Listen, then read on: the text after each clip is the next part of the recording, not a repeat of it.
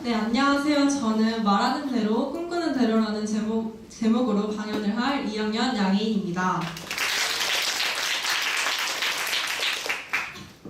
이상한 나라의 앨리스에는 다음과 같은 대화가 나오는데요. 어느 길로 가야 하는지 가르쳐 줄래요? 앨리스의 질문에 고양이가 대답합니다. 어디를 가는지에 따라 답은 달라지겠지. 어디든 별로 상관없는데. 그러면 어느 길로 가든 상관없겠네. 여러분도 혹시 앨리스처럼 인생에서 자신이 원하는 꿈, 목적 없이 길을 찾아다니지는 않으신가요? 대한민국의 고등학생들은 대학이라는 문턱 앞에 자신이 무엇을 하고 싶은지, 자신의 꿈이 무엇인지 알지 못한 채 살아가고 있습니다. 하지만 꿈이 없다면 어디서 무엇을 하든 인생은 크게 다르지 않을 것입니다. 저 역시 명문대학을 나오고 번듯한 직장에 다니며 좋은 아파트와 좋은 차를 가지고 남부러울 것 없이 살면 된다고 생각했었습니다. 하지만 고등학교 2학년이 되고 고3이 얼마 남지 않은 시점에서 그런 생각이 들었습니다. 아무리 남부러울 것 없이 살아도 내가 살아가야 하는 이유와 의미를 모른다면 너무 허무한 삶이 되지 않을까라는 생각이 들었는데요. 대한민국의 고등학생들은 좋은 직장에 취직해야 되고 좋은 대학에 가야만 하는 정해진 틀 안에서 살아가고 있습니다. 저도 별반 다르지 않은 길을 가고 있습니다. 그리고 많은 학생들이 자신이 무엇을 하고 싶은지 모른다고 말을 합니다. 우리의 어릴 적 많았던 꿈들은 중고등학생이 되면서 점차 사라지게 되는데요. 현실적으로 돈이 많이 든다, 안정적이지 않다, 먹고 살기 어렵다 등의 이유를 대며 우리는 모두 안정적인 직장과 대학만을 목표로 살아가고 있습니다. 어떤 직업을 가지면 좋겠다는 소망이 강해지면 자신도 모르게 희망 직업이 삶의 목표로 둔갑해버리고 마는데요. 대부분의 고등학생들이 그렇게 살고 있습니다. 하지만 어느 누구도 어떤 직업을 가지기 위해 태어나진 않았습니다. 특정 직업을 가져야만 삶의 의미가 생기는 것도 아닙니다. 희망 직업은 목적이 아니라 과정입니다. 대한민국의 청년들의 취업 평균 연령은 20대 후반에서 30대 초반입니다. 그런데 많은 직장인들이 60대 초반, 심지어 50대 전에도 퇴직하고 있습니다.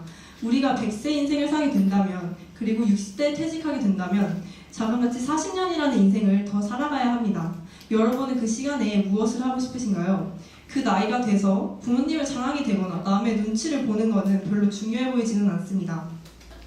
평생토록 하고 싶고 이루고 싶은 일, 그것이 바로 우리의 진정한 꿈이 아닐까요? 그렇게 꿈을 정하고 지금부터 노력해보는 건 어떨까요? 그래서 저는 장기적인 꿈 실천 방법인 스토리형 꿈에 대해 소개해볼까 합니다. 먼저 문장형 꿈을 정합니다. 내 인생의 꿈은 사람들을 뭐뭐뭐 하는 것이다 라는 문장을 정하는데요. 이 빈칸에는 돕다, 치료하다, 기쁘게 해주다, 가르쳐주다 등의 동사가 들어가면 되겠죠? 그 다음은 문장형 꿈을 이루어가는 중간 과정으로서의 5년, 10년, 15년, 20년, 25년 후에 중간 목표들을 배치합니다. 희망 직업은 중간 목표 중 어딘가에 들어가면 되겠죠? 이 중간 목표들을 연결시키면 하나의 인생 스토리가 됩니다. 이렇게 만들어진 스토리는 우리의 미래 자서전이라도 봐도 무방하겠죠? 이 스토리를 제대로 만들기 위해서는 인생에서 자기가 진정 중요하다고 생각하는 가치관이 들어가 있어야 하고 단 추상적인 미래상이 아닌 구체적인 미래상이 들어있어야 합니다. 우리의 뇌는 단순한 단어의 나열보다 스토리에 더 큰 흥미를 느끼는데요. 관련없는 단어일지라도 스토리로 만들면 우리의 뇌가 더 많이 기억하고 흥미를 느낀다는 것입니다. 단순한 단어형 꿈이나 추상적인 문장형 꿈이 아닌 스토리형 꿈을 만들어야 하는 이유가 여기 있습니다. 일본의 최고 부자이며 동양의 빌게이츠라고 불리는 소프트뱅크의 손정희 회장은 대학교 3학년 때 자신의 인생 50년 계획을 수립했다고 합니다. 눈앞에 있는 것만을 보기 때문에 멀미를 느끼는 것이다. 몇백 킬로미터 앞을 보라. 그곳은 잔잔한 물결처럼 평온하다. 나는 그 장소에 서서 오늘을 지켜보고 사업을 하므로 전혀 걱정하지 않는다. 손정희 회장이 한 말인데요. 어쩌면 우리가 엄청난 스트레스를 받는 것은 단지 눈앞에 놓여있는 대학 입시만을 보고 달려가기 때문은 아닐까요? 누군가는 꿈을 이루지 못할까 우려할지도 모릅니다. 하지만 꿈의 가치는 그런 것이 아닙니다.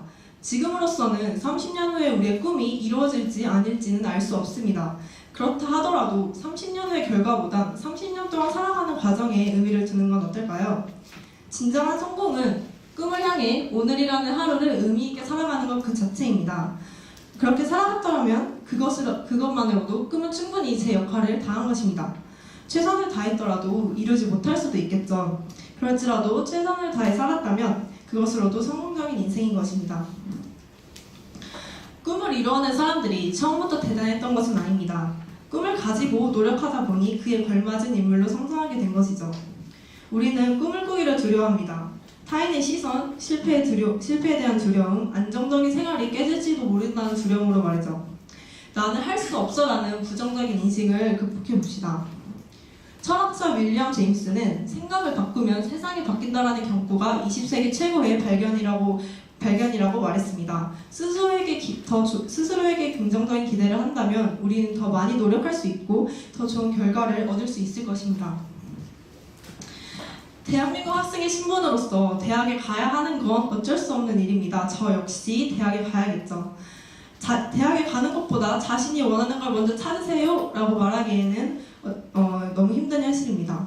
하지만 대학은 단지 수단에 불과하다는 말씀을 꼭 드리고 싶습니다. 단지 어떤 직업이 되고 싶다는 단기적인 꿈보단 근원적인 삶의 의미가 될 만한 일생 동안 꼭 이루고 싶은 장기적인 삶의 목적으로서의 꿈을 지금부터라도 고민해보는 건 어떨까요? 감사합니다.